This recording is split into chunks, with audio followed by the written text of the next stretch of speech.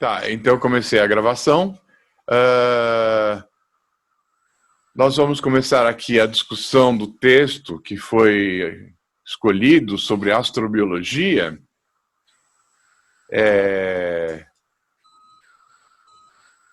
Esse texto é para ser discutido depois de uma videoaula que foi sobre a origem da vida da Terra. E, na verdade, assim, as duas atividades são muito conectadas entre si, certo? Por que vocês acham que é conectada? Essas duas atividades são conectadas. A questão da vida na Terra e a questão da vida fora da Terra. Acho que a gente pode começar por aí. Eu acho que tem a ver com a panspermia, né, que você comentou na aula. Exatamente. Tem a ver nesse sentido que, às vezes, aquilo que a gente tem de vida na Terra pode não ter sido aparecido só na Terra, né? Tem algumas linhas de evidência que a gente já viu, né? A química da vida dos experimentos de simulação é muito próxima da química que aparece em meteoritos, né? Em rochas que vieram de outros lugares, de fora da Terra. Certo? Então isso daí é uma linha de evidência muito forte que fala sobre a possibilidade de não só a origem da vida da Terra ter vindo de fora, como que ela pode ter acontecido em paralelo em outros lugares, certo? Então, os assuntos são muito ligados. Existe uma analogia de pesquisa científica que eu acho muito interessante, muito importante, a partir de uma piada. Tá? Então, um policial está fazendo a ronda dele e ele vê um sujeito andando em volta de um poste de iluminação. Né? Aí ele chega assim, olá, meu senhor, tudo bem? Aí o sujeito responde, tudo bem. Aí o policial percebe que o sujeito está nitidamente alcoolizado. Né? Aí ele chega pro sujeito, pro bêbado que está dando em volta do poste de luz e fala assim, escuta, meu senhor, o que você está fazendo? É que eu perdi a chave de casa e eu estou procurando aqui. Daí o policial querendo ajudar, mas o senhor perdeu a chave aí? Não sei se eu perdi aqui, mas aqui está mais fácil de encontrar. Certo? Então, muitas das vezes, o pesquisador científico ele faz a mesma coisa que o bêbado fez. Ele vai procurar coisas onde está mais fácil de achar. Então, isso daí é uma coisa que é abordada no texto, mesmo quem não leu pode saber, pode sacar que esse é um assunto do texto que é o seguinte: se a gente for procurar a vida em outro planeta, por onde a gente vai começar? Em um planeta mais próximo. Exatamente, a gente vai começar procurando pela vida que se parece com a vida na Terra. Então, uma das premissas da astrobiologia é você buscar em outros lugares alguma coisa que dê um sinal de que teria acontecido uma coisa parecida com o que acontece na Terra. A vida baseada em CHOMPs. Todo mundo sabe o que é CHOMPs? Vou escrever aqui. Não sei, não. Também não. Está aqui, CHOMPs. A nossa vida é a vida baseada em CHOMPs. Carbono, hidrogênio, oxigênio, nitrogênio, fósforo e enxofre. Tá? Então, esse texto não aborda isso. Em outras vezes que eu ministrei essa disciplina, quando tinha aula de astrobiologia, eu dava 2 textos, também em português, mas eram textos bem mais técnicos. E um deles falava sobre química. Esse texto aqui de hoje não fala sobre isso, mas a gente pode abordar isso. Falava sobre as outras possíveis químicas da vida. O quanto vocês são fãs de ficção científica? Eu gosto bastante. Tá, então alguém dá um exemplo de uma vida em outro planeta que não seria baseada na nossa química? O grosso da ficção científica, Star Wars, Guerra nas Estrelas e tudo mais, coloca extraterrestres parecidos com a gente, coisa que parece que tem a química Chomps, né? Agora, muito raramente na ficção científica aparecem outras alternativas de vida muito diferente. Alguém se lembra de alguma situação da ficção científica? Não tô lembrando agora. Tá, na primeira série de Jornada nas Estrelas, tem os pingos. Lembra? Alguém viu esse episódio? Era uma vida baseada Qual, em silício. professor? Os pingos. Os pingos eram aqueles Pingos, fofinhos, os bichinhos bem fofinhos, assim, peludinhos, que o pessoal... Na verdade, eram ovos de uma criatura baseada em silício. E, professor, não peguei a referência, não. Tá, não, isso daí não tem importância. Você tem... existe toda uma especulação baseado na química do silício. Vocês já ouviram falar, claro, em silicone, né? Uhum. Tá, aí tem um problema de nomenclatura, que silício, em inglês, é silicon, certo? E você tem a borracha de silicone, que é usada, é feita baseada no silício. Da mesma forma que o carbono se liga, tem 4 valências, então ele pode fazer, o silício também tem 5 valências e pode fazer polímero, se ligar a carbono, se ligar a oxigênio, hidrogênio e tudo mais. Então tem toda uma química do silício. E uma dessas coisas é a borracha de silicone, que o pessoal usa para fazer implante. A gente tem vários utensílios, tem forma que dá para colocar no forno, né, que se fosse borracha de carbono ia queimar. Então tem toda uma química do silício e tem gente que especula que seria possível toda uma química da vida baseada em silício. Certo? Nós estamos estudando isso. Como é que é? Nós estamos estudando isso, exatamente a cadeia do silício. Olha que legal. Em rochas, minerais e rochas. Olha que bacana. Então, Também faz a polimerização do silício. exatamente. Se você tem polímeros de silício, por que você não poderia ter toda uma vida? A vida nossa, Chomps, é baseada em polímeros de carbono, né? DNA, proteína, todos são polímeros de carbono. A base da vida é essa. Então você poderia ter outras químicas. Tem uma especulação também que um solvente que não fosse a água também poderia abrigar a vida. Esse texto, para quem não leu o texto, esse texto não fala, mas assim, existe a especulação de que você poderia ter ácido sulfúrico como solvente, em temperaturas diferentes daquelas que existem na Terra. Então você poderia ter coisas bem diferentes, né? Uma química baseada em silício e cujo solvente fosse o ácido sulfúrico, por exemplo. Então, mas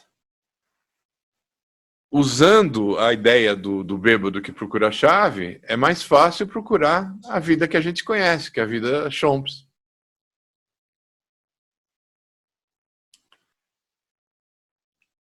Tá, então, isso daí é uma... Tá, eu costumo fazer essas discussões de forma totalmente desestruturada, de acordo com a demanda. Então, se vocês quiserem começar algum assunto que tenha a ver com vida fora da Terra, pode começar. Uma coisa que eu vi, nem foi há um tempo atrás, quando eu ficava pesquisando umas coisas meio aleatórias na internet, foi sobre a teoria de que talvez a vida tivesse vindo de um meteoro que caiu aqui e que esse meteoro abrigava algum tipo de vida primordial. Até que ponto isso pode ser uma teoria séria? Olha, o que eu posso falar para vocês é que essa teoria é muito antiga, da década de 1960, coisa que eu vale, mas ela está tendo um novo impulso graças à pesquisa que está sendo feita em Marte. nós temos agora evidências bastante fortes de que houve oceanos em Marte, né, oceanos de água mesmo, né, sem fazer...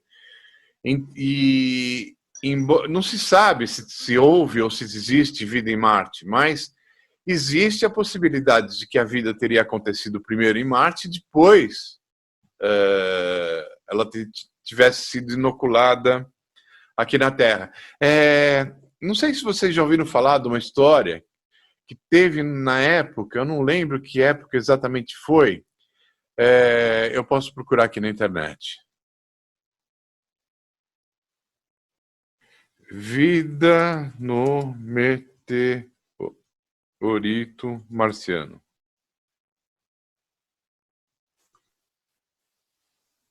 Ah, pronto, aqui, ó. Eu vou compartilhar a tela aqui para mostrar para vocês.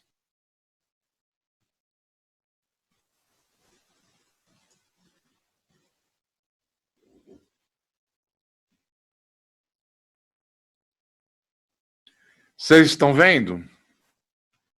Aham. Aqui é uma página da Wikipedia. Eu vou reduzir um pouco essa página. Então, esse meteorito, ele ficou extremamente famoso aqui na década de 1990. Não, na década de 1990, exatamente em 1996, o pessoal analisou esse meteorito, que é sabido que veio de Marte. Ele é sabido, ele veio de Marte, porque as rochas que compõem são muito diferentes das da Terra, mas muito semelhantes daquelas de toda a química que existe de Marte. E, não sei se vocês estão vendo aqui está ampliado. Essas imagens estão vendo? Sim, sim. Essas imagens, elas foram interpretadas e continuam sendo interpretadas por... Agora uma minoria, mas na época isso daí provocou uma celeuma enorme, tá? Quando apareceu o artigo, esse artigo, eu até pendurei no departamento como se tivesse havido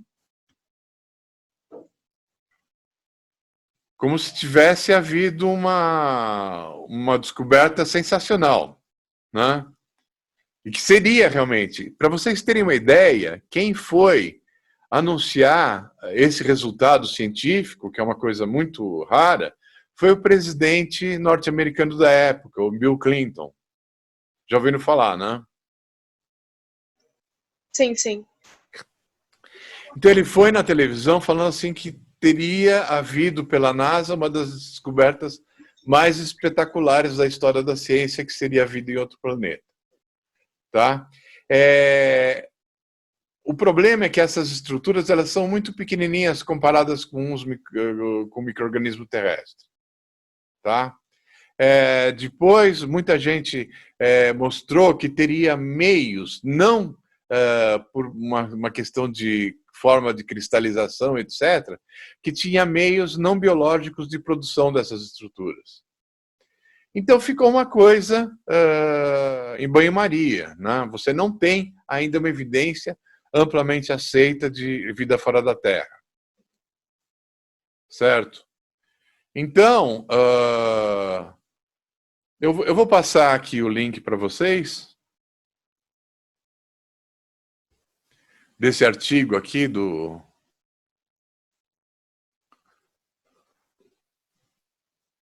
meteorito marciano. É mais uma curiosidade científica, não é uma coisa assim que vocês têm que levar ao pé da letra, que a interpretação desses achados foi muito diferente daquela que existiu na época. Tá? Opa, eu coloquei só para a Thaís. Foi sem querer aqui. Colocar todos. Aqui tem o link desse artigo. Tá?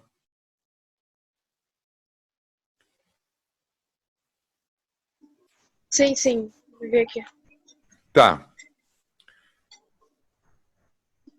Então, assim, embora exista essa possibilidade, que ela está aumentando de probabilidade, principalmente porque você tem um planeta vizinho, se você descobrir que houve vida nesse planeta vizinho, se a vida é mais antiga do que a primeira vida na Terra, pá, aí vai ser muito difícil alguém argumentar contra a vida ter aparecido em outro planeta, entendeu? E teria sido usada para inseminar a vida aqui. Então a situação está assim. É uma possibilidade? É. Ela pode ser negada? Não. Não, você só poderia provar que sim. Você não pode provar que não. Como que você provaria que sim? Sobre o meteorito? Sobre você ter uma vida em Marte e ela seria responsável pela contaminação ou inoculação da vida na Terra. Como que você for ter... Que tipo de prova você precisaria para ter isso? Algum tipo de fóssil em rocha? Que seria, sei lá.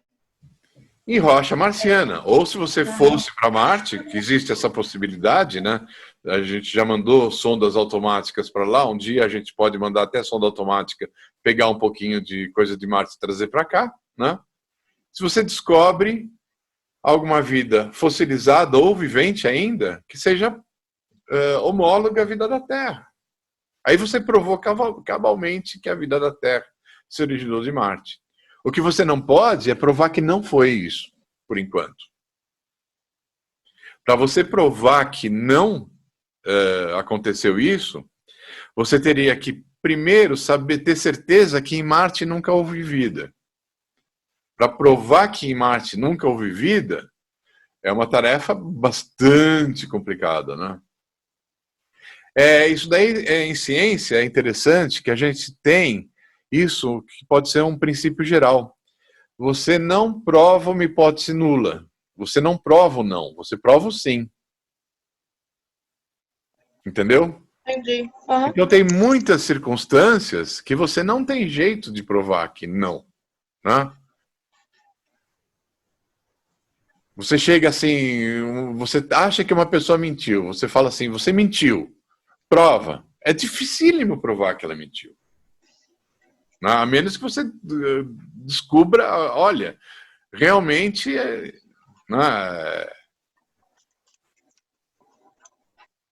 realmente aconteceu alguma coisa que mostrou que a pessoa, assim, existe uma prova. Agora, se não existe essa prova, você nunca vai saber, entendeu? É uma questão de pura lógica, né?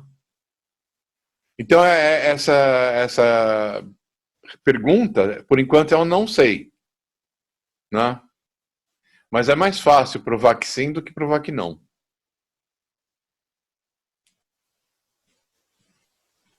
Por enquanto, a gente pensa, a hipótese, por enquanto, mais provável é que aconteceu na Terra agora, né? Tá, então vamos continuar aqui, seguindo. Olha, eu me sinto muito à vontade de fazer uma discussão assim, toda desestruturada, toda zoneada. Se vocês quiserem fazer uma discussão mais estruturada, a gente percorre o texto e vai discutindo. Vocês que sabem, por mim tudo bem. Eu prefiro que fique mais à vontade. Tá bom, então vamos deixar a discussão solta. Uhum. Então, alguém tem alguma coisa que queira acrescentar com relação ao que foi visto no texto ou ao que foi visto no tema, né? Astrobiologia, vida fora da Terra? Professor, Oi. Eu estava assistindo uma palestra hoje sobre a geologia de Marte. Que legal. E é do SBG que eles estão transmitindo via Facebook.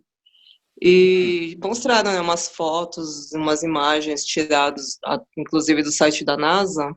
E tinham que mostrava algo que parecia ser um derrame, que eles comentaram que poderia ser um óleo, ou até mesmo uma espécie de hidrocarboneto. Olha, eu não sabia disso, não. Não conheço isso daí. Eu acho que é algo muito novo, porque eu também nunca ouvi falar. Olha, E parece que vai uma missão, né? Vai lançar esse ano e a ideia é colher material e trazer de volta, né? Parece que isso nunca foi feito, só mandam dados, não traz o material. exato. E se de fato for hidrocarboneto, aí a gente pode começar a pensar já numa realidade, né? Ter existido algum tipo de vida lá. Ou, Verdade, verdade. Nossa, isso daí que hidrocarboneto você poderia ter formação.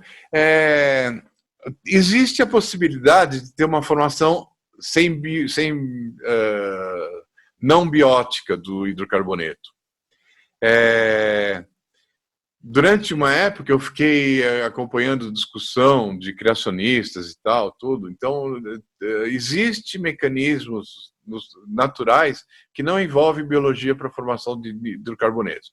Só que o petróleo, ele tem fósseis moleculares. Existem moléculas no petróleo, que vocês vão estudar provavelmente em petrografia ou coisa que eu valha, que são restos de moléculas orgânicas, de clorofila, de lignina de plantas e por aí vai. Quer dizer, você, a partir da análise do petróleo, você sabe até de onde que veio, se foi do zooplâncton, do fitoplâncton, etc. Então tem assinaturas. Então, se tem hidrocarboneto e você tem a possibilidade de analisar, você vai ter uma resposta bastante definitiva se tem origem biológica ou não, com certeza. Mas isso eu não sabia.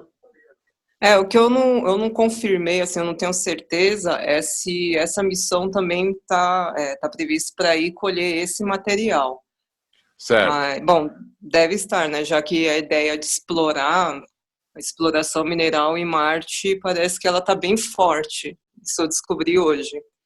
É uma palestra que está, acho que no Facebook do SBG. Eu vou ver se eu encontro o link e coloco aqui. Que ótimo. Boa ideia. Muito obrigado. Tá tendo bastante polêmica sobre mineração em Marte, né? Porque... Marte, mineração na Lua, mineração no sistema solar. Uma vez eu vi uma estimativa de que todo o ouro minerado na Terra durante toda a história da humanidade, se você fosse encher, daria 4 piscinas olímpicas. Não? Eu não sabia, que é uma coisa muito rara, né, o ouro na crosta terrestre. Mas, eu não sei se a estimativa é correta, eu não lembro de onde que eu li, mas eu achei... Nossa, falei que pouco, né? Bem pouco mesmo. Se bem que a piscina olímpica é 50 metros por 25 e mais 2,5 de profundidade, então é um volume razoável. Mas imaginem se você vai em Marte e encontra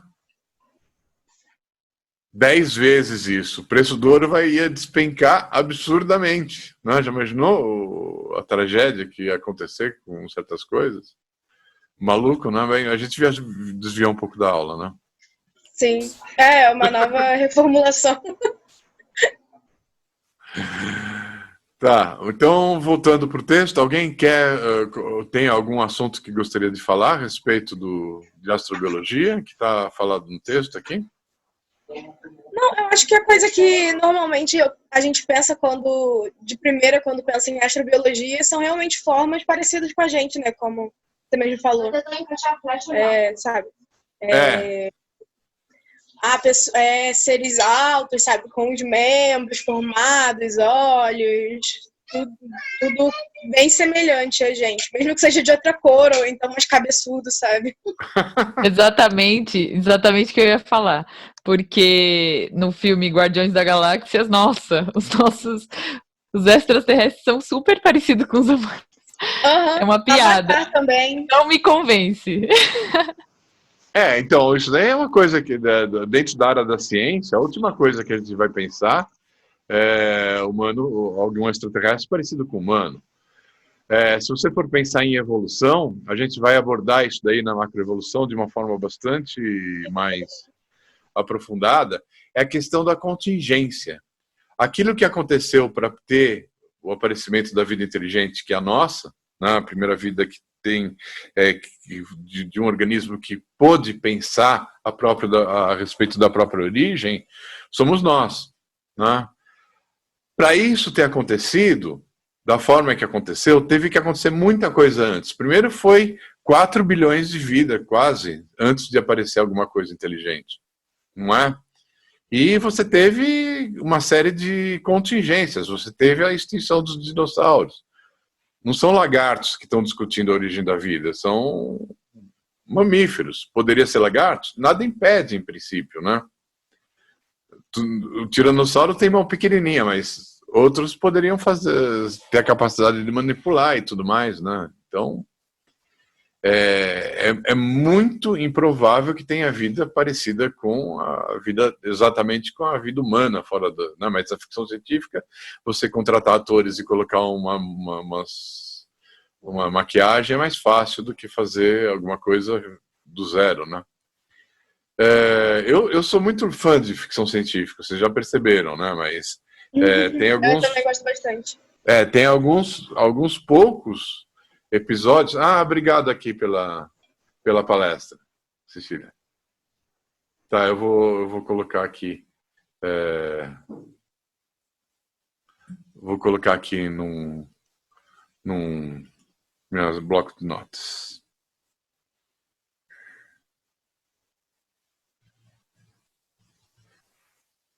Tá, mas assim, é muito raro aparecer. Tem um filme que ficou famoso, o Alien, né?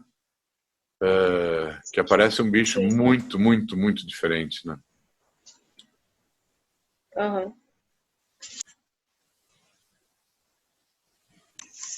Eu acho que até alguns filmes que podem mostrar algum ser diferente também mostram alguns parecidos, né? Como assim? Ele, sei lá, ele tá falando de um universo inteiro, aí tem os planetas que têm vidas parecidas com a nossa e algumas que são mais mas é raro, é exceção, não é mesmo? É exceção. Tá, então, essa talvez seja a maior dificuldade, né, para pesquisa astrobiológica. A gente é naturalmente limitado para procurar uma vida na própria Terra, parecida com aquela que a gente conhece. Tem uma especulação interessante, eu mencionei aqui a vida baseada em, como é que chama, em silício.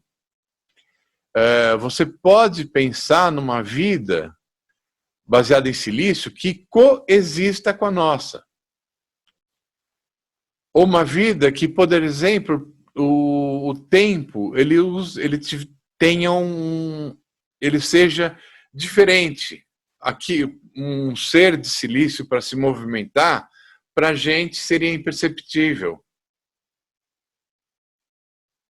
Mas seria algo vivo. Só que isso daí ainda está num terreno de total especulação. Não existe nada comprovado a respeito disso. É simplesmente uma especulação. Algo que, para a gente, 1000 anos, muitas gerações, pode ser um tempo pequeno para um ser feito de silício que está habitando a crosta terrestre e a gente não percebeu ainda. Mas isso é uma especulação bastante criativa, né? Eu acho que talvez também tenha um pouco de influência sobre a nossa ciência, né? Porque a parte da ciência é muito baseada na nossa evolução, né? Na evolução que ocorreu no planeta Terra. Então, acho que é meio difícil a gente fugir disso e tentar pensar em outro tipo de evolução, outro tipo de seres e acasos aí. Eu gosto de pensar que a maneira como a gente pensa é resultado da evolução. E a maneira como a gente pensa talvez não seja a maneira mais adequada para a gente obter conhecimento. Porque ciência é uma coisa difícil. A gente vê agora, eu estou tendo assim uma experiência muito ruim quando eu vejo a percepção da ciência pelas pessoas que não estão envolvidas em ciência.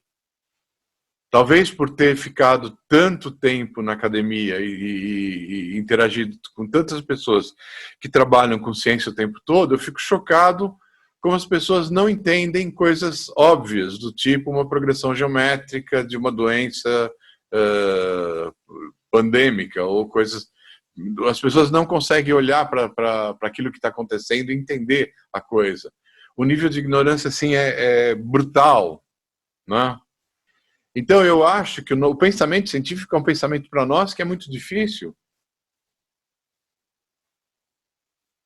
Mas talvez isso também seja resultado de um histórico social, né, também, porque se a gente for talvez. pensar na história, a ciência até pouco tempo não tinha tanta credibilidade, né? É uma coisa mais recente, além de ser elitizada. A ciência é elitizada, ela é muito nova, tem 200 anos na história da humanidade, né, a ciência formal. Quando eu comecei a estudar evolução, alguns professores me fizeram consultar textos antigos. E é muito diferente o jeito que é escrito o texto antigo. É mais ou menos como se fosse um romance, coisa impensável. Você lê um artigo científico atual, é muito diferente de um romance, mas se você pega, sei lá, não precisa ir muito longe, 90 anos atrás, você pega um artigo científico, a pessoa está falando, eu estava andando pela praia quando eu me deparei por uma concha que era um pouco diferente das outras, e é assim que começa. Hoje seria impensável uma coisa desse tipo. Não? Sim. Então você tem toda a razão, você tem toda a razão. A maneira como se pensa a ciência, mesmo que seja atualmente, é muito nova, né? Uhum. Então a gente tem... E a gente também está falando de... Desculpa. Eu descobri... Não, só ia comentar que... Fala. Ai, meu Deus. Ladies first. Vai, continua, depois eu falo. Você que fala, pode falar. Não, eu só ia falar que a gente também tem que pensar no nosso contexto geográfico, né? Que tipo de país que a gente está, qual o tipo de construção dele. Exatamente. Então, acho que isso faz toda a diferença também. Mas, assim, eu nunca senti um abismo tão grande entre a ciência, assim, e a percepção das pessoas como eu tenho sentido agora.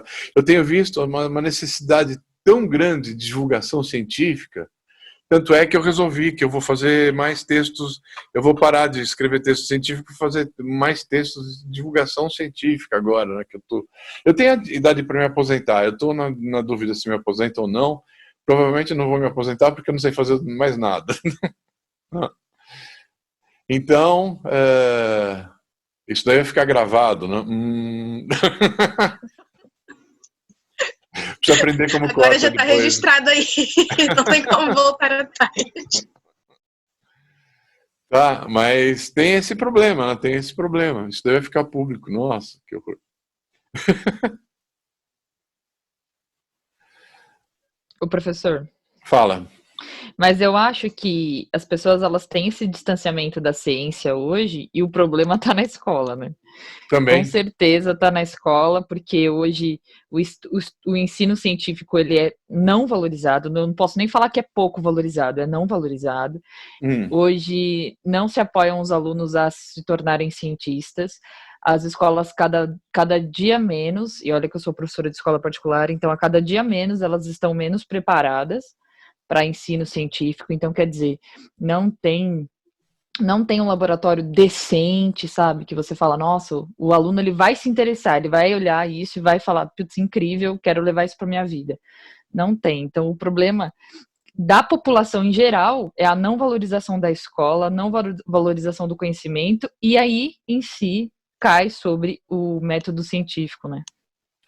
Olha, também, eu acho que tem uma questão bastante importante que eu acho que vale a pena discutir, principalmente que a gente está no curso de licenciatura, que é importantíssimo, evidentemente, o ensino de ciência, né? Vocês, licenciatura em ciências, então, esse acho que é um tema central que a gente precisa discutir.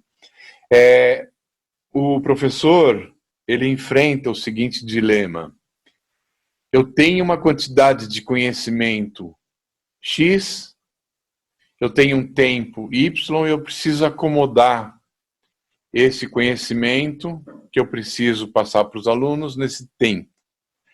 Então, existe uma tentação muito forte de você ter a preocupação com o conteúdo e não com a forma.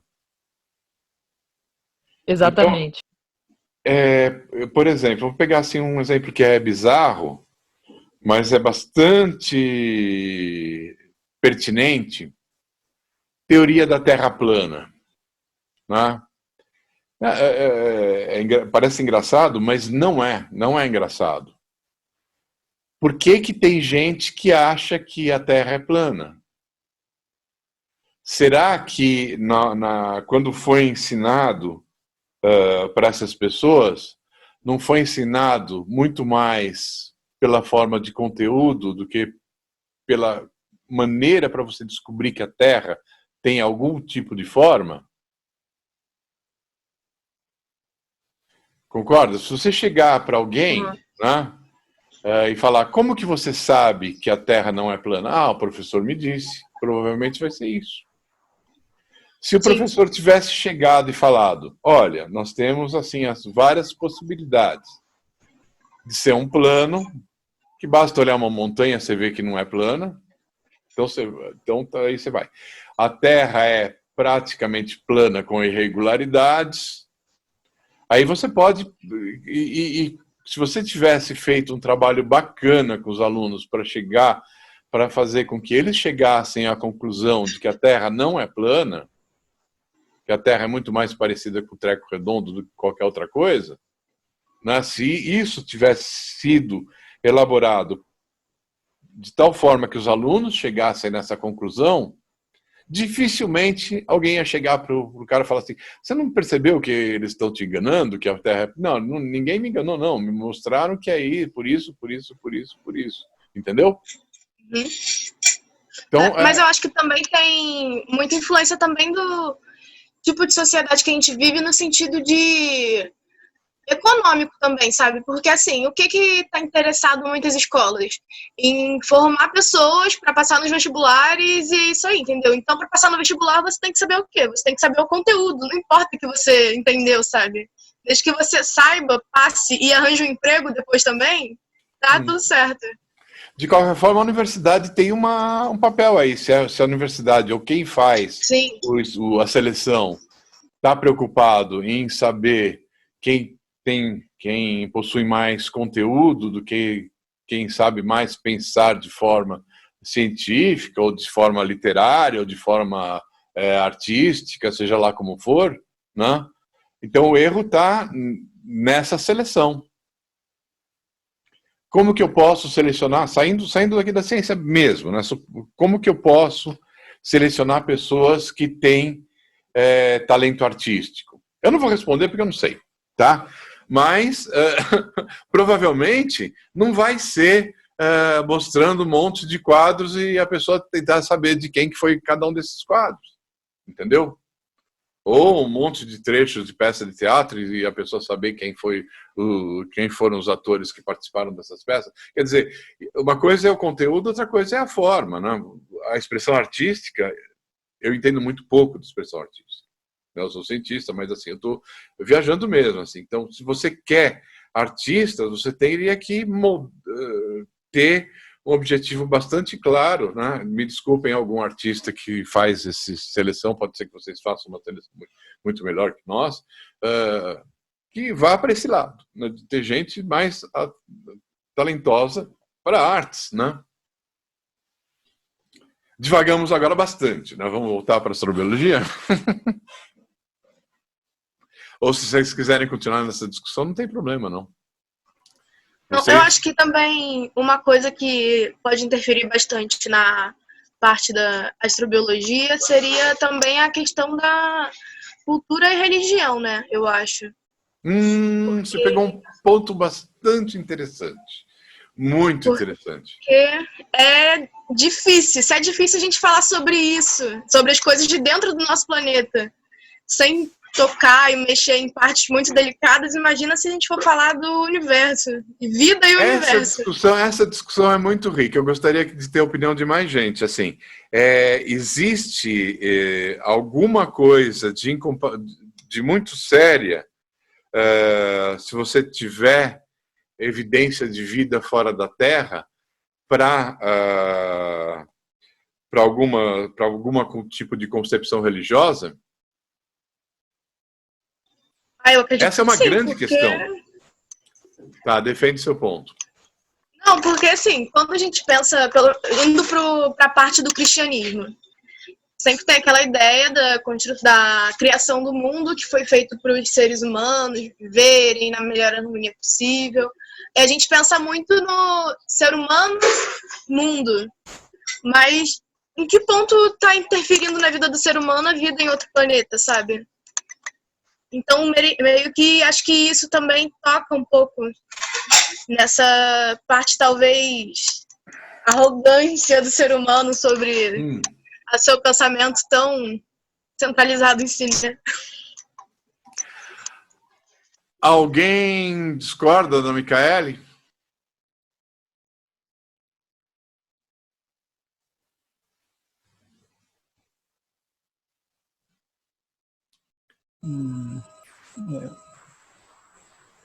Pode falar.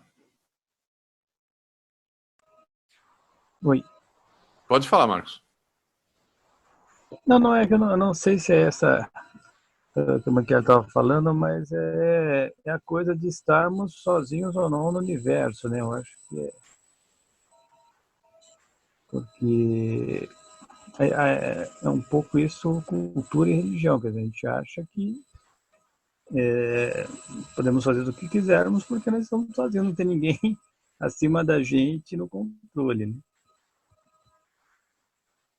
E aí, por causa das religiões, se tiver, né, na verdade, acho que muitos seguidores, muitas seitas aí que aconteceram foi justamente com a ideia de ter visto um extraterrestre e a partir daí criado toda enfim, uma ideia de deuses, etc, etc.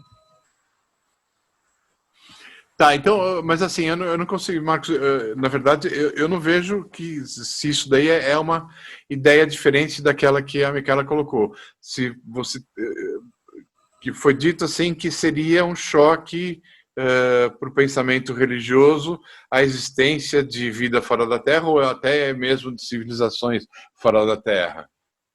A Camila colocou alguma coisa aqui.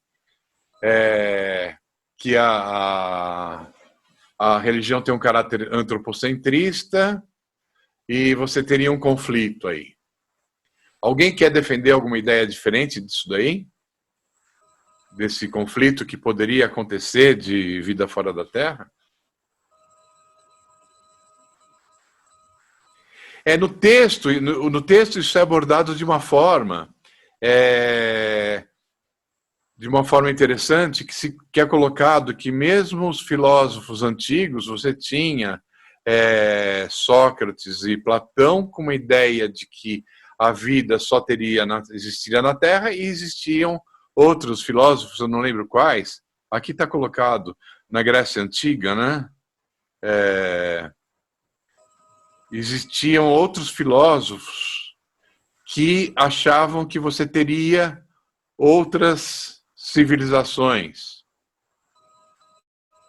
Então você tinha, quer dizer, essa discussão não é nada nova, não é uma discussão moderna, é uma discussão que existe desde a antiguidade.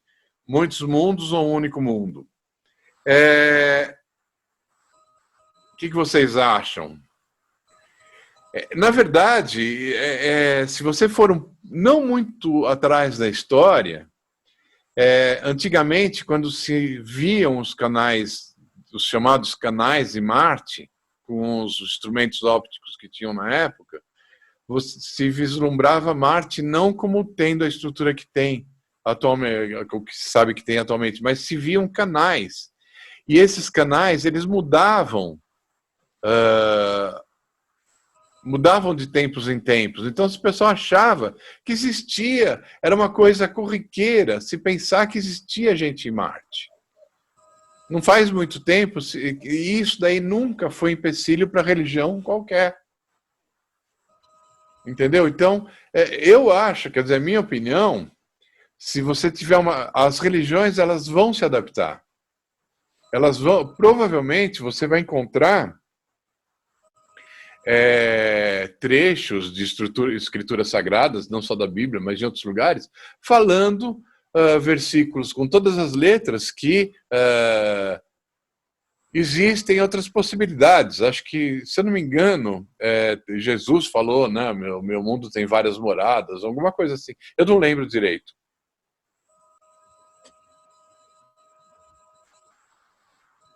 Entendi. Faz sentido. Acho que da mesma forma como eles também adaptaram para a questão da evolução, né, com design inteligente e tudo mais. Com certeza Não, vão na verdade, pensar em assim, tem muitas religiões que aceitam a evolução, ter evolução sem design inteligente mesmo, né?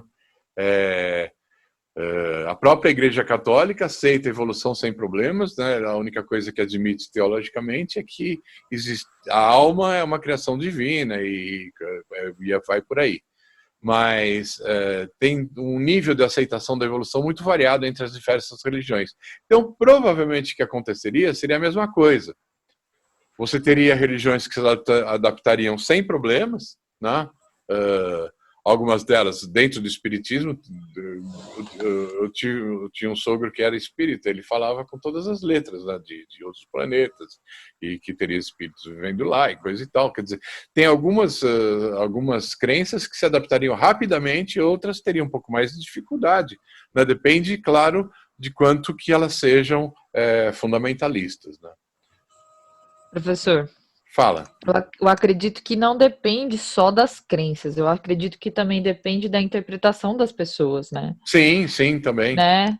Porque as pessoas elas fazem uma interpretação da Bíblia e outros livros sagrados, como o Corão e tudo mais, que elas querem, que elas entenderam e elas passam para o mundo o entendimento delas. E eu acho que esse é o problema. Porque religião, ok, mas calma. Você entendeu isso, é o seu entendimento e fica para você. Deixa eu ler e eu entendo e faço a minha própria interpretação. Então, acho que é por isso que pode existir uma dificuldade, em termos científicos, de adentrar culturalmente na sociedade, assim, como existência de vida fora da Terra. É verdade, assim, existe muito disso. O resultado disso que pode até contribuir por essa questão que existe, né? Quando você vai tratar de ciência, tem muita gente que não tem conhecimento de como que funciona a ciência, que acha que é a mesma coisa, que você tem alguma coisa, você pode interpretar da maneira que você quer isso daí. Então, existe isso daí também, tá? Mas assim, eu acho que a gente não precisa se aprofundar na questão religiosa, mas assim, eu imagino que nunca, durante um bom tempo que se acreditava na existência de vida em outros planetas, isso daí não interferiu em absoluto na fé das pessoas, e provavelmente, se você tiver uma comprovação científica, pode ser que tenha gente que simplesmente negue, né, como tem gente que nega que a Terra é redonda, né, e desde as pessoas que vão aceitar sem problema, sem que isso atrapalhe a fé religiosa de ninguém, né? Certo? Podemos prosseguir em alguma outra coisa que seja interessante? Sim. Vamos lá. Só estou pensando em algum outro assunto. Tá, então eu vou pegar alguns assuntos abordados aqui. Professor. Fala. Queria citar uma coisa que falou no texto, acho bem interessante. Vamos lá. É a questão de ser positivo, né? Pelo menos uma coisa positiva na Guerra Fria, que foi a questão da guerra espacial, não, perdão, da corrida espacial, né? Que foi bem positivo. E aí eu fico pensando, será que hoje nós não temos tantos avanços porque não existe mais uma disputa? Tantos avanços no meio da astrobiologia? Essa é uma questão bem interessante. É uma questão bem interessante, porque não é muito incomum alguém chegar e falar assim, olha, você gastou não sei quantos bilhões de dólares ou reais e tal para fazer uma exploração de outro planeta, enquanto tem tanta gente passando fome aqui, falta casa, falta saneamento básico. Isso é uma discussão recorrente, né, dentro da população. Então, e assim, muitos países têm democracia e a democracia resulta da opinião popular e isso daí pode pesar sim. Quer dizer, o quanto de investimento pode ser feito em cima de um conhecimento que talvez não traga lucro nem benefícios imediatos, né? Isso daí também passa pelo problema da educação científica. Muitas das vezes tem certas perguntas que foram respondidas por cientistas que tiveram um impacto profundo, né, na vida das pessoas e que começaram de uma forma simplesmente baseada em curiosidade, não é? Então existe essa questão, sim, né? Pode ser, é bem provável. Se você tivesse uma outra situação no planeta, que você tivesse populações bem menos disparatadas em termos de nível de vida, de sofrimento e tudo mais, talvez você pudesse ter um interesse científico bem maior do que você tem, na verdade. Científico pelo conhecimento puro e simples, não pela sobrevivência, né? O mais engraçado é que, sim, eu acho que o mais engraçado é que se não tivesse investimento, por exemplo, da NASA em bilhões de dólares para acontecer, para fazer tudo que todo experimento científico que eles fazem por ano, será que ia ser esse dinheiro ia ser revertido para ajudar países pobres? Obviamente que não, né? As pessoas é isso que elas também não conseguem pensar, né? Isso é uma questão importante, né? O gasto em ciência, ele é uma fração muito pequenininha do gasto militar. A quantidade de dinheiro que se gasta com finalidades militares no mundo é muitas vezes maior do que se gasta com ciência, né? E isso daí também não é uma coisa que vai para... É muito mais fácil você destruir um país do que levantar esse país para ter um nível de vida melhor, né? Eu acho que isso também entra muito num tópico que tem ali no texto, que eu estava dando uma lanhada, que é sobre a importância da astrobiologia. Qual a importância realmente do estudo? Meu irmão tá aqui toda hora tocando no computador, estou espantando ele. Então, acho que esse ponto toca um pouco nisso. Qual é realmente a importância da astrobiologia? Por que a gente deveria realmente investir nisso? Acho que isso não fica tão claro assim, sabe, para a população. Isso daí também é uma coisa que é culpa da gente. A gente teria que fazer uma divulgação melhor, né, do que... tudo muito complicado, né? É fácil a gente colocar a culpa em si, mas é sempre bom fazer uma autocrítica, né? Quando a gente vê que as coisas estão dando errado, é bom voltar atrás e falar assim, puxa, o que a gente fez errado, o que a gente pode fazer melhor. É sempre saudável. Eu acho que às vezes até, pelo menos pra mim, às vezes até fica também um pouco meio ambíguo, sabe? Porque, porque, assim, Ai, que fofinho. será que é porque ele quer brincar? Porque será que essa astrobiologia ela é feita para quê? Para quem, sabe? É para beneficiar realmente o estudo sobre a origem da vida de alguma forma ou é para outros fins?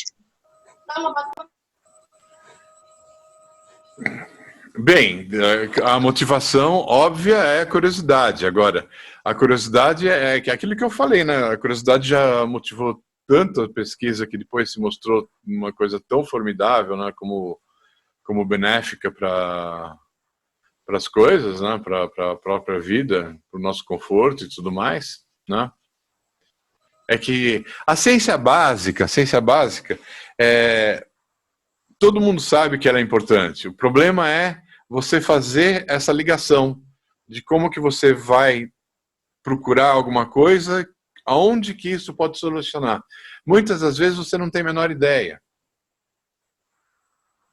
Né? Um dos maiores benfeitores da humanidade, o Alexander Fleming, que descobriu a penicilina, ele não estava preocupado em curar doenças. Ele estava fazendo pesquisa básica em microbiologia. Quando ele descobriu que tinha, fungou uma placa de Petri e as bactérias foram embora. Né? Ele estava lá preparado para entender isso, mas foi totalmente por acaso. E a gente não tinha. O cara não estava. Eu vou procurar alguma coisa que vai matar a bactéria. Né? Pode ser que tenha um maluco que beba uma lata de qualquer coisa e desapareça com vírus aí, né? Sei lá. Né? Mas ninguém.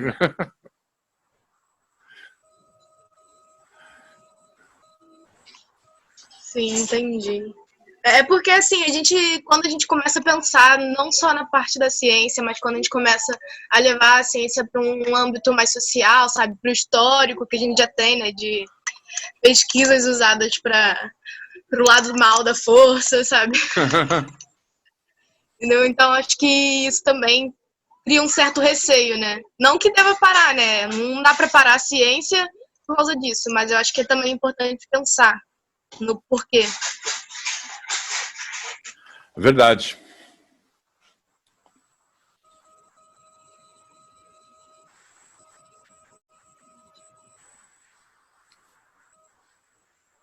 Uma coisa bastante importante que a gente precisa colocar é mais uma curiosidade de natureza histórica. Que eu estava falando de microbiologia. A microbiologia ela sempre foi muito centrada na patologia humana. Então, você tem as classificações, né, as primeiras classificações dos organismos, micro-organismos benéficos e maléficos. Né? E hoje a gente sabe que existe uma quantidade, a biodiversidade bacteriana e microbiológica é imensamente maior do que a gente imaginava 50 anos atrás. Teve, a partir da década de 1980, se não me engano, teve uma explosão de pesquisa e hoje existe uma pesquisa chamada metagenômica, em que a gente conhece muito mais o genoma dos micro-organismos que os próprios micro-organismos. Porque tem micro-organismo que tem o ciclo de vida de uma bactéria dessa daí, por exemplo, que fermenta o leite, que a gente, Yakult ou iogurte, o ciclo de vida dela é muito rápido, alguns minutos, né? Agora, tem bactérias que se reproduzem, demora um mês, né, para você ter um aparecimento de uma colônia. Então, existe toda uma microbiota críptica, escondida. E mais, a grande descoberta é que você tem micro-organismos que habitam regiões próximas de vulcão, em altíssimas profundidades, no meio da rocha, no espaço. Então, aquela perspectiva de que você precisava ter condição muito restrita para ter vida, mudou radicalmente. Sim, sabendo as propriedades da vida na Terra, né? Isso é uma das grandes bases para o estudo da astrobiologia. Muitos pesquisadores que se dizem astrobiólogos, eles ficam procurando justamente esses recordistas. Quem consegue viver, por exemplo, com muita ultravioleta, quem consegue viver em alto vácuo, quem consegue viver em alta salinidade, pressão elevada e por aí vai. Então, a pesquisa de astrobiologia muitas vezes é feita com os organismos da Terra. Esse professor. Fala. Exatamente o que eu estava pensando. Justamente, eu acho que na própria Terra você tem ambientes biofísicos ou bioquímicos que se assemelham às condições biofísicas de outros planetas. Por exemplo, exatamente. No mar, né? Na profundidade de 8.000 metros. Ninguém sabe exatamente ali como, mas tem vida lá. Tem, então, esse é um ramo muito rico de pesquisa em astrobiologia, embora seja biologia na Terra, né? É pegar lugares O que, Micaele, que você não ouviu? Eu não ouvi muito bem o que o Marcos falou. Marcos, tem jeito de você ficar mais próximo do microfone? Sim. Tá, Melhorou? explica para Micaele. Não, é que, na verdade, a possibilidade de se pensar em vidas em outros planetas ou fora da Terra, a gente tem que pensar em condições diferentes da nossa aqui, né? A gente sabe que Marte e outros planetas aí, a temperatura, a pressão é totalmente diferente. Mas a gente tem alguns ecossistemas na Terra mesmo, como no fundo do mar, né? Você tem condições bem próximas, talvez. E tem vida, então talvez essas vidas estejam em outros planetas. Podem estar, né? Sob as mesmas condições. Exatamente, exatamente. O que eu falei assim, que a astrobiologia, um dos ramos da astrobiologia é estudar condições bastante extremas de vida na própria Terra, né, que simulariam um ambiente do espaço ou um ambiente de outros planetas. Né? Tem umas frases, eu não sei quanto que é verdade, que a gente conhece muito mais a superfície da Lua do que conhece o fundo do mar, né? Mas não deve ser muito mentira isso daí. Né? Você tem certos lugares aqui na Terra. Pessoal que faz geologia, né? Quando eu comecei, eu não tinha ideia de geologia. Quando eu comecei, eu imaginava que geólogo ficava cavando o tempo todo. Não é. O geólogo, ele consegue muita informação por afloramentos. Então você tem rocha, que é do pré-cambriano, que está aflorada por causa da erosão. Então você vai lá e você vai lá do lado, pega seu martelinho e cava, e não precisa ficar cavando. Agora, a gente conhece a superfície da Terra. Aquilo que tem abaixo, assim, alguns poucos quilômetros para baixo, não tem mais. A quantidade de desconhecimento é enorme. Você tem, claro, ninguém acha que a Terra é oca. Como que vocês sabem que a Terra não é oca? Como que vocês vão ensinar para os seus alunos que a Terra não é oca? É complicado, né? Mas a gente pode falar sobre atividade vulcânica, Que mais? que é a forma um pouco mais fácil, não dá para sair falando sobre ondas com o pessoal do ensino fundamental, né? Não, mas assim, você pode chegar e pegar uma bola de metal oca e uma bola maciça. Você bate numa e bate na outra, e você mostra que uma é maciça e outra que não é maciça, pelo barulhinho que faz. E a mesma coisa com sismografia. Por sismografia, você sabe que a Terra não é oca, por exemplo. Né? Então, pega uma bola de metal imantada, uma maciça, um monte de bonequinho de metal, assim. Aí, aqui é oca, os bonequinhos vão cair todos. Já que não tem gravidade, não vai dar gravidade. Não vai dar muito certo, não.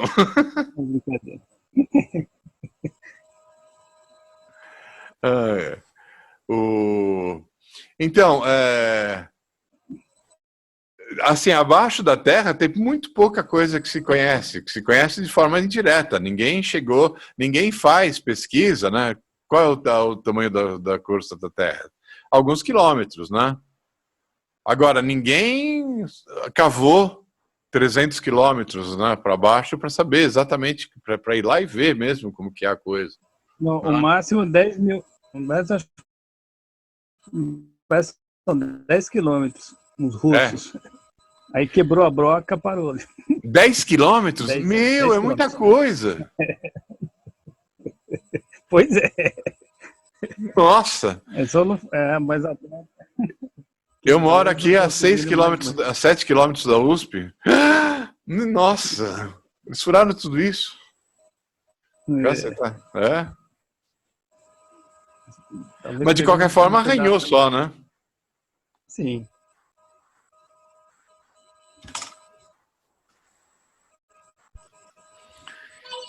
Vamos ver mais algum. Alguém tem mais algum tema aí que viu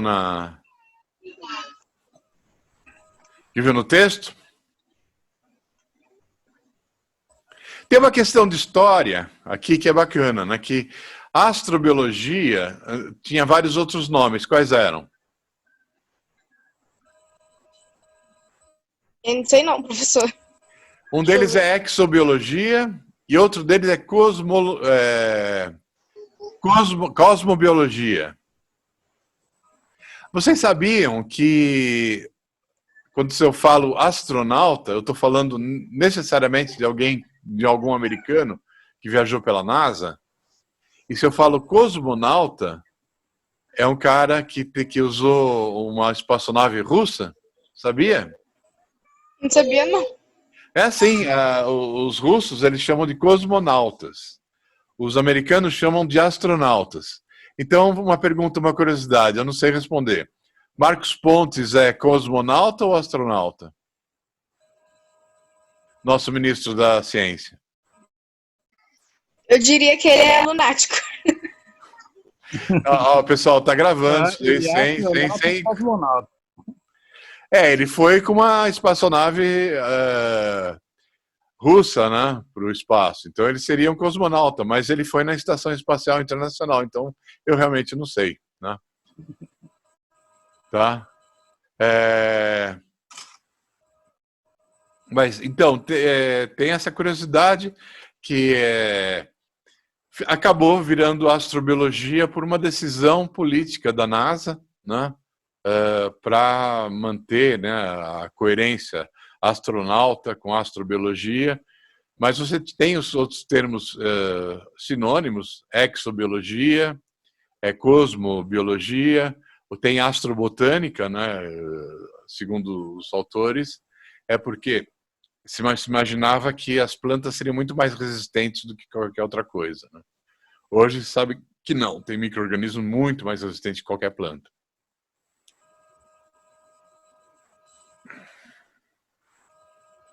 Muito bem. Que mais vocês querem discutir a respeito desse texto?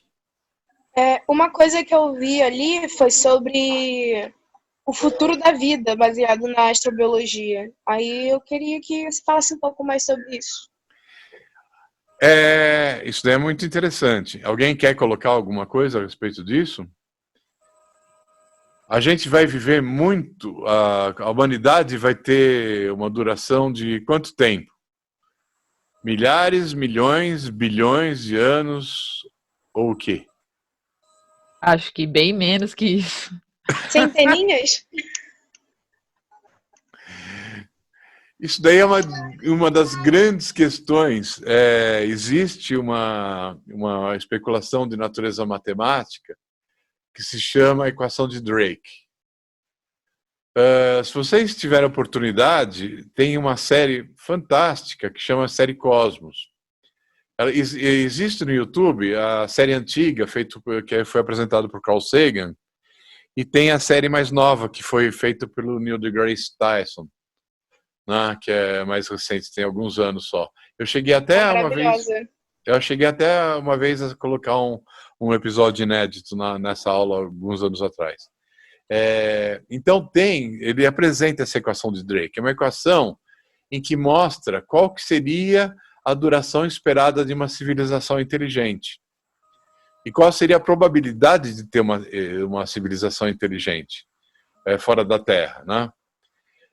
Isso daí passa por várias incógnitas. Primeiro, quantas galáxias existem, quantas estrelas existem, quantos planetas existem em cada estrela. Isso daí era uma coisa que era totalmente desconhecida antigamente, agora tem muito. Tem muitas... Qual a probabilidade de você ter um planeta chamada ecosfera, que seria a região do espaço que habitaria uma vida parecida com a da Terra, que tem água líquida, etc. E fazendo essas montes de contas, um ponto é quanto tempo uma civilização, né, feita por criaturas inteligentes, levaria para se destruir, né? Isso daí foi feito, né, era uma equação feita durante a época da Guerra Fria, que o pessoal estava em pé de guerra e estava todo mundo pronto para sofrer um cataclisma que ia acabar a humanidade, né? Então é uma grande questão. Não, a gente não tem dados para resolver. Se a gente tivesse assim muitas civilizações já conhecidas, a gente podia ter uma estimativa. A gente não tem nenhuma, só tem essa. E a gente não sabe quanto tempo a gente vai durar, né? Então, acho que aí tá... Oi. Alô? Pode falar. Então, acho que aí é a grande, vamos dizer que a Micaela tá, para que a gente está estudando astrobiologia, enfim. É justamente porque, acho que na verdade não só astrobiologia, como astrofísica, etc., astronomia, é que nós somos vulneráveis ao que acontece no espaço. Exatamente. Até hoje eu vi que parece que tem aí uma previsão daqui a 1000 anos o cinturão solar entrar em choque com a Terra. Então, se a gente não se preparar aí, pode ser que, como aconteceu com os dinossauros... Pois é, essa é uma justificativa muito importante. Na ficção científica tem isso aí também. Tem gente até que vai lá e desvia o asteroide, né? Exato. Então, acho que isso é importante. Acho que as pessoas aí vão se tocar, vão se sensibilizar em relação a isso. Com certeza.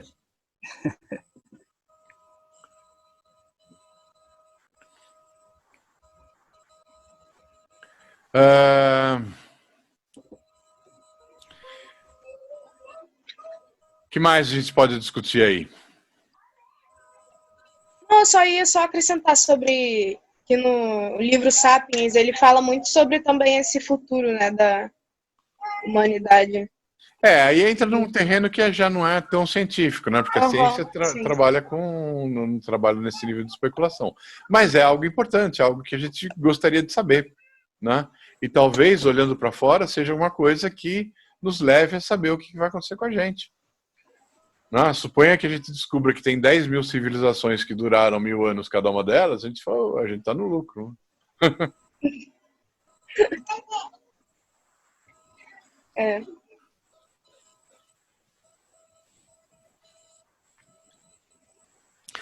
Eu não sei se isso daí foi um sistema muito bom de discussão, só nessa nossa discussão, não é muito diferente do que teria uma discussão num texto, numa aula sequer. Eu pensei em outras alternativas, algumas delas seria, por exemplo, um estudo dirigido, alguma coisa parecida com relação a isso, fazer uma série de perguntas. De qualquer forma, eu preciso de uma avaliação para essa atividade. Eu proponho que cada um de vocês faça uma resenha, tá? O que é uma resenha? A resenha não é um resumo. No resumo você vai falar, os autores abordam o problema da astrobiologia, falando primeiro disso, depois daquilo outro.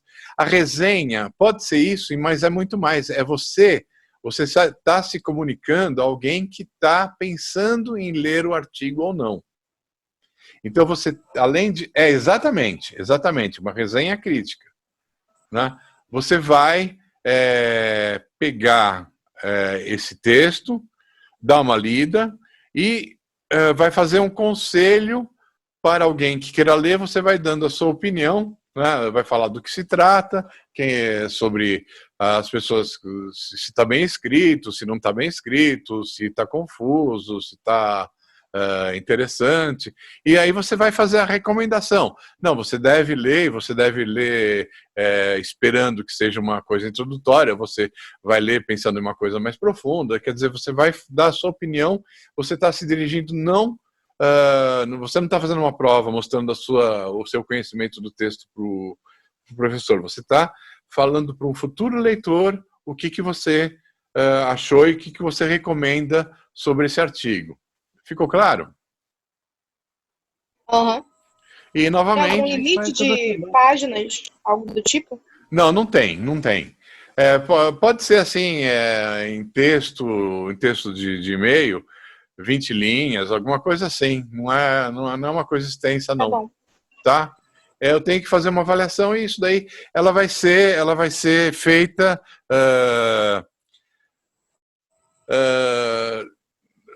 se você entendeu o que é uma resenha, se você deu a sua opinião não vai ser julgada. A sua opinião é a sua opinião. Se você achou bom ou ruim, isso daí não vai entrar no julgamento. Mas se você deu a impressão que você leu e tem uma opinião a respeito disso, está ótimo, tá? Então vai ser uma correção não muito severa, tá? Claro que se você fala bobagem, né? Você falar assim, que a astrobiologia tem sua importância, mas que o Palmeiras merece ser campeão mundial, tal, aí você desviou muito do assunto e, né? Aí, tá bom? Tranquilo. Tá, tem alguma coisa que alguém gostaria de acrescentar para essa discussão? A gente não terminou necessariamente, tá?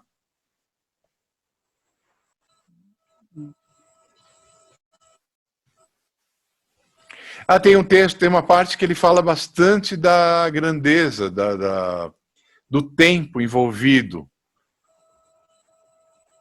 na questão da Terra, né? Algo que que fica muito claro é que durante a maior parte da vida não houve um organismo que pensasse na vida. Será que isso aí é comum? Será que você não poderia ter vida aparecendo de forma mais rápida, mais complexa em outros lugares? Tá, essa daí são questões que a gente vai abordar nas próximas aulas, por isso eu estou fazendo esse tipo de pergunta como propaganda para a gente participar das próximas aulas, tá bom? Cenas dos próximos capítulos. Então envolve um pouco de teoria da complexidade, não? Como é que é? Isso daí chega na parte da teoria da complexidade, não? O que você chama de teoria da complexidade? Eu não estou muito a par. Justamente essa evolução no sentido da autorreflexão dos organismos, dos seres vivos, dos seres. Assim, tem muitas questões que a gente vai abordar que indiretamente vão pegar nisso, né? Será que não existe, demorou todo esse 3 bilhões de anos para ter começo de vida complexa, porque tinha alguma impossibilidade a respeito disso, ou se tivesse tido os elementos, isso daí teria acontecido de forma mais rápida? Essas são questões que a gente vai abordar, mas não de forma muito conclusiva, não, tá? Porque tem muito mais coisas que a gente desconhece do que coisas que a gente conhece a respeito disso. Porque a evolução se deu desse jeito e não de qualquer outro jeito. A gente vai mais levantar questões do que responder. Então, em certos termos, isso daí vai ser abordado sim, tá? Por que apareceram, por que aconteceu a explosão do Cambriano, né? Por que no Cambriano que deu essa grande diversificação de seres complexos? Por que não foi antes? Será que poderia ter sido antes? Será que outros lugares poderia ter sido antes? Não sei. Isso são coisas que a gente vai não responder, mas abordar, tá bom? Porque é interessante, na verdade, você... Peraí, falhou. 2 bilhões de células. Não, porque é interessante a gente pensar nessa coisa da evolução em termos de agregados, você partindo do mais simples para o mais complexo. Uhum. Como é que você faz toda a gestão, né? Pois é. Isso a gente vai abordar bastante.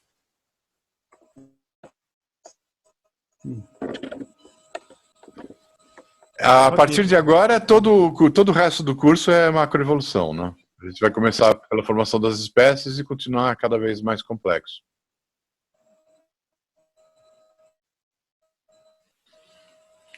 Certo? Perfeito. Tá, então vocês têm um tempo aqui para a aula de hoje mesmo e fazer essa resenha, né? Que eu recomendo para vocês não gastarem o tempo de vocês com quem trabalha, etc, né? Tá bom? Tá bom. A resenha é totalmente livre, não tem limite de tamanho, né? Nem mínimo nem máximo, então vocês entenderam o que eu gostaria de receber com isso. Tá bom? Uhum. Tá ótimo, professor. Então é isso, muito obrigado. Até a próxima. Obrigada. Até.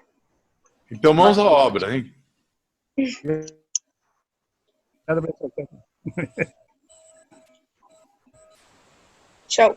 Tchau, tchau.